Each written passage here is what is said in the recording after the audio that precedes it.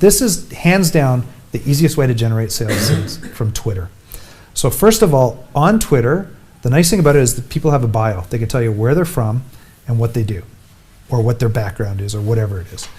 You can actually find those specific people. So I would imagine everyone sitting in this room is looking for a certain type of person. It's going to be a company size, it's going to be a person within that company, or whatever that may be. It might be business owners, it might not be, it might be someone who's a purchasing agent. I don't know what it is. But Twitter will actually help you find those people online within your demographic area that you want to go after. You can do a big search on that one. One of the tools that I use that works very well is something called TweetAdder. And TweetAdder, it is a program, you have to pay for it. It's about $50, I think, for a single seat of that. But what you can do is you can actually target people specifically and try to get them to follow you. So the first thing is target your audience, try to start either getting them to follow you or to engage with you as well. Now when I say that, there's lots of rules behind this. You have to be very careful. Twitter does not allow you to just go start adding people without them following you back. If you get too many people on, they'll shut your account down. So you have to be very strategic about this. I'm not going to get into it right here, but if you really want to know about it, either come see me afterwards or email me at chris@salestipaday.com, and I'll let you guys know how and the rules and what you have to do on that one.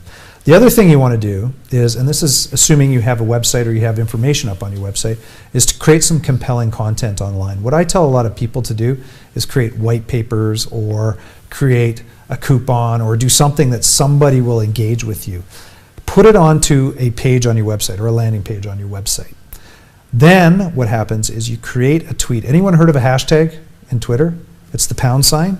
So you can group certain things based on that, and people will go looking for that information. So for example, what I use every day is #marketing, which means what I'm tweeting out has to do with marketing. People will search for that and they'll come find it and they'll come back to my website. That is probably hands down one of the biggest, easiest things that you can do to get found online as well. Use hashtag.org and you can actually search certain terms to see how many times it's actually being searched over a 24-hour period. And then, so something that you think may be searched quite a bit, may not. Just start toying around with it and you'll start seeing how often things are being searched. For example, I used to put sales up all the time, not realizing people were actually looking for physical items that were on sale as opposed to sales and marketing, right? So I had to change it to selling so that it would actually convey what my messages were, right? So you have to hunt around and do that sort of stuff. And what you do is that when you have this sitting up on a website, you have this information that someone's going to come in and actually, look for this sort of stuff. Before you give it to them, make sure that you capture a name and an email. And how you do that is you can use email services like Aweber or MailChimp, or you can create forms on your website where people will do that sort of stuff. If you have a WordPress website or a Joomla or whatever, there's a lot of plugins that you can use to put on that sort of stuff. And then what happens is, once you have that name and email, guess what?